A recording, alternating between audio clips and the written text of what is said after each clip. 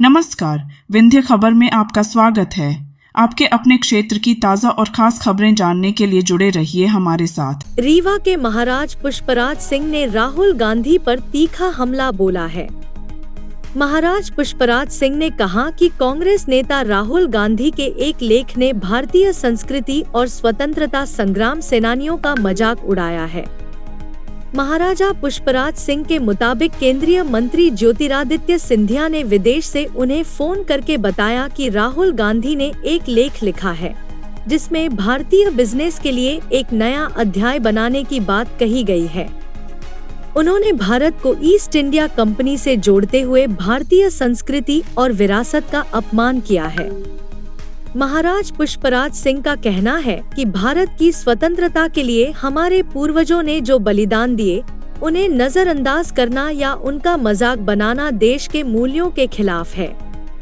महाराज ने त्रिपुरा और रेवा रियासतों का उदाहरण देते हुए कहा कि ये वे रियासतें थीं जिन्होंने कभी ब्रिटिश गुलामी स्वीकार नहीं की। महाराज का मानना है कि ऐसे बयान भारतीय संस्कृति की समझ और उसके प्रति सम्मान के अभाव को दर्शाते हैं। रीवा के महाराज का यह बयान अब चर्चा में है। उन्होंने स्पष्ट कहा है कि भारतीय संस्कृति, इतिहास और स्वतंत्रता सेनानियों के प्रति सम्मान होना चाहिए। इसी के साथ महाराज पुष्पराज सिंह ने मांग की है कि राहुल गांधी अपने बयान के लिए देश से माफी मांगे। ज्योतिरादित्य सिंधिया जी भारत सरकार की केंद्रीय मंत्री और हम सबके बहुत ही सम्मानित नेता का मुझे दूरभाष से कॉल आया, जिसमें उन्होंने मुझे एक बात बताई जो मुझे थोड़ा आश्चर्य भी हुआ, थोड़ी हंसी भी आई, कि इन्होंने ये बताया कि श्री राहुल गांधी ने हाल में एक आर्टिकल लिखा है और ये एक अखबार में, बड़े अखबार में उन्होंने आर्टिकल लिखा है जिसमें उन्होंने लिखा है a new deal for Indian business, जिसमें उन्होंने अपने पहले पैराग्राफ में, जो मैं अभी पढ़ के आपको बता देता हूँ, उन्होंने ये कहा है कि India was silenced by the east India company. It was silenced not only by its business powers but chokehold. The company choked India by partnering with, bribing and threatening our more plain Maharajas and Nawabs. इसका अर्थ ये है कि दोनों के साजिश के साथ में, मतलब यहाँ के महाराजा और नवाब और उधर ईस्ट इंडिया कंपनी जो ब्रिटेन की कंपनी थी जिसने हमारे ऊपर कई वर्षों तक शासन करा, और उसके बाद ब्रिटिश क्राउन ने हमारे ऊपर शासन करा। कुल मिला के 200 वर्ष का उनका शासन था। एक शब्द का जो उन्होंने इस्तेमाल किया है, प्लायंट, उसका मतलब ये है कि जो झुकते हैं। तो यहाँ मुझे हंसी भी आती है कि लगता है कि जो लोग इतिहास पढ़ाना चाहते हैं राहुल गांधी जी को, वो या तो ठीक से पढ़ा नहीं पा रहे हैं, या जो उनके पक्ष का इतिहास है, जो नेहरूवियन पक्ष का इतिहास है, केवल वो उसी को लेके उनकी ट्रेनिंग कर रहे हैं, और वो ये भूल जाते हैं कि सरदार वल्लभ भाई पटेल जी के नेतृत्व में 562 रियासतों ने भारत को अपनी सारी की सारी रियासतें निःशुल्क और निशर्त और स्वच्छ भावना से, देशभक्ति की भावना से अर्पित करनी। तो अगर राहुल जी अपना इतिहास और अपने लेक्चर्स को थोड़ा ठीक करना चाहें तो मेरे जैसा भी तुच्छ आदमी उनको समझा सकता है।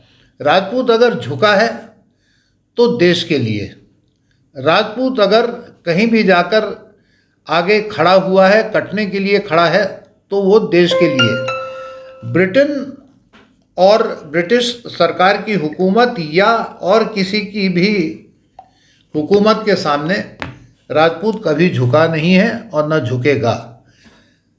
श्री राहुल गांधी जी ने जो आगे बोला है, उससे तो ऐसा समझ में आता है कि उनको यहाँ के कल्चर का, विरासत का, इतिहास का कोई भी ज्ञान नहीं है, और माननीय सिंधिया जी ने भी एक बहुत तीखे शब्दों में इसकी भर्त्सना करी है और मैं भी इसके अपने बहुत ही तीखे शब्दों में भर्त्सना कर रहा हूँ।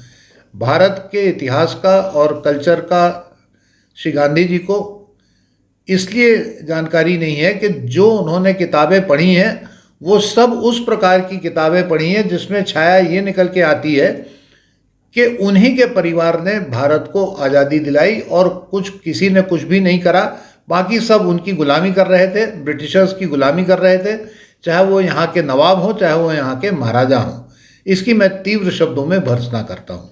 इतिहास के पन्नों में है कि राजा महाराजाओं ने लड़ा है बिल्कुल। अंग्रेजों से और पूरी तरह से अगर अंग्रेज गए हैं तो उसमें कहीं ना कहीं उनका भी योगदान रहा है। सबका योगदान रहा है।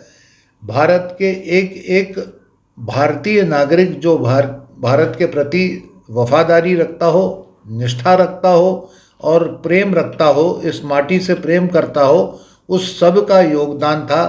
सारे के सारे ये विरासत के लोग जो थे इनका योगदान था।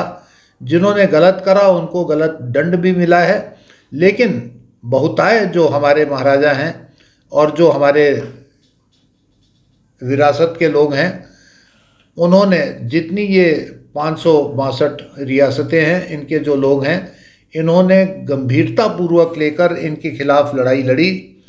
और जब वो समय आया कि सरदार वल्लभ भाई पटेल जी ने कहा कि अब समय आ गया है कि हम लोग एक गणराज्य बनाएं, तो वो गणराज्य बनाने में एक इतनी बड़ी पहल की जिसको माननीय मोदी जी के सरकार ने गुजरात में हम लोगों को बुलाकर अवार्ड देकर, हम लोगों को बुलाकर सम्मानित करके, माननीय मुख्यमंत्री गुजरात जी से और माननीय अमित शाह जी वहाँ पर उपस्थित थे वर्चुअल, और वहाँ हम लोगों का सम्मान करा गया। ये कहा गया कि आप लोगों ने जो काम करा है वो प्रशंसनीय है कि अपनी रियासतों को हमको दे दिया, जिससे ये गणराज्य इतना बड़ा और इतना शक्तिशाली भारत का गणराज्य आज स्थापित हुआ है।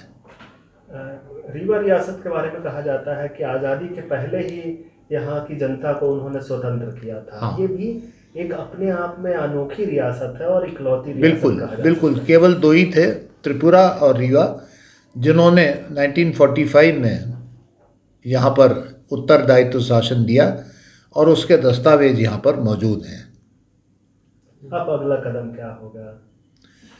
अगला कदम तो ये होगा कि राहुल गांधी को माफ़ी मांगनी चाहिए जिस प्रकार से उन्होंने भारत के साथ मजाक करा है, और ये सारी जितनी हमारी रियासतें हैं उनके लोगों के साथ में जो देशभक्ति से भरी हैं, अकूट रूप से भरी हैं, उनके साथ जो इन्होंने मजाक करा है उसके लिए उनको क्षमा मांगनी चाहिए। आप ऐसे ही बने रहिए विंध्य खबर के साथ, जहां हम आपको आपके क्षेत्र की हर जरूरी जानकारी सबसे पहले और सटीक तरीके से पहुंचाते हैं। नमस्कार और देखते रहिए विंध्य खबर।